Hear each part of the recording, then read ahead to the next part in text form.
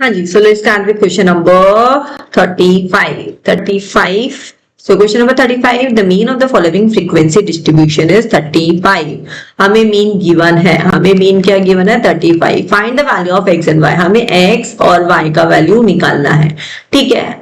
If the sum of the frequency is 25 और इन सब का sum हमें कितना given है 25, ठीक है.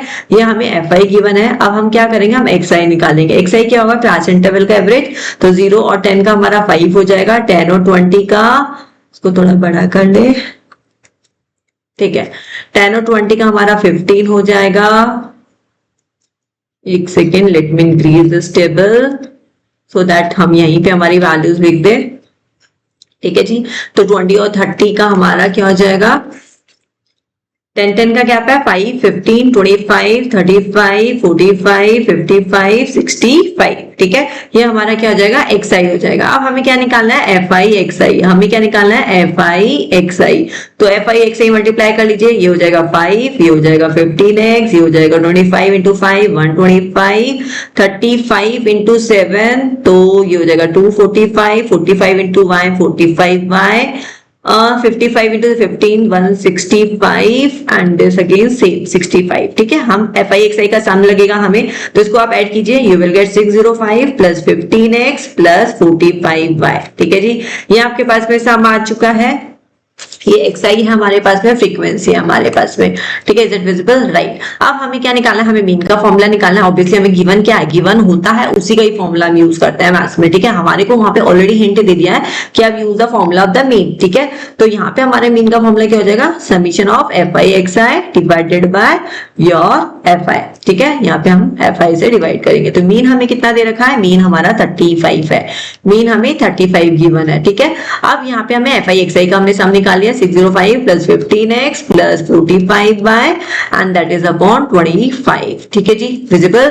नाउ अब हमें बिल्कुल हमारी कैलकुलेशन करनी है. तो 35 इंटू 25 आपका 875 हो जाएगा. 875 equal to 605 plus 15x plus 45y, right. यहाँ पे अगर मैं 875 माइनस 605 करूंगी तो I will get 15x plus 45y, दोनों को माइनस करेंगे तो हमारे पास में यहाँ पे आ जाएगा 270. यहाँ पे आ जाएगा 270, that is 15x plus 45y. अगर यहाँ से 15 कॉमन ले लूं या फिर अगर मैं बिल्कुल सिंपल लैंग्वेज में बात करूं तो 15 डिवाइड कर दूं तो x plus 3y equals to 15 से डिवाइड कर रहा है तो ये हमारे पास में आ जाएगा 18. So this is our equation number 1, ठीक है. ये हमारे पास में इक्वेशन आ गई है 1.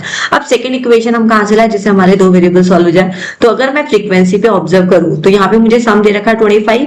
तो अगर मैं इनको ऐड करूं 1 प्लस 5 6 प्लस 7 13 13 14 15 16 17, तो 17 plus x plus y is equals to 25 and x plus y equals to 18. So this is my second equation. ये मेरी second equation हो जाएगी, ठीक है. I will use both the equation. तो x plus y equals to 18, x plus y equals to एक second this is अगर 17 को 25 से तो 8 आएगा, not 18, ठीक है. 8 आएगा. So you will get, तो x plus y equals to 8 आ जाएगा. तो यहाँ पे हम, ये हमारी सेकंड इक्वेशन हो जाएगी. अब यहाँ पे हम क्या करने वाला है, इस इक्वेशन को यूज करने वाला है with the first equation, x plus y equals to 8. This is my second equation, ठीक है. अब यहाँ पे आप देखो, अगर मैं फर्स्ट और सेकंड इक्वेशन को माइनस कर दूं 1 माइनस 2, तो 1 माइनस 2 करेंगे तो x कैंसिल हो जाएगा. 3y minus y 2y, 18 minus 8 is 10. तो यहाँ पे हमारे पास में y की वैल्यू क्या आ जाएगी 5. तो y की वैल्यू हमारे पास में 5 आ चुकी है. अब हम x की वैल्यू निकालेंगे. तो x plus y equals to 8 में रख दे, इजी है, ठीक है. तो x तुम्हारा क्या आ जाएगा 8 माइनस 5 दैट कम्स आउट 3. तो x का वैल्यू मेरे पास में क्या आ गया 3 आ गया. तो यहाँ पे हमारे पास में दोनों वैल्यू आ चुकी है जो एग्जाम में पूछा है, x की वैल्यू एंड y की वैल्यू, ठीक है जी. एक बार और चेक कर लेते हैं क्वेश्चन को, कुछ और तो नहीं पूछा ना. The mean of the following equation distribution is 35, find the value of x and y if the sum of the frequency is 25, ठीक है. हमें x एंड y का ही वैल्यू बोला था और हमने निकाल दिया है. डन.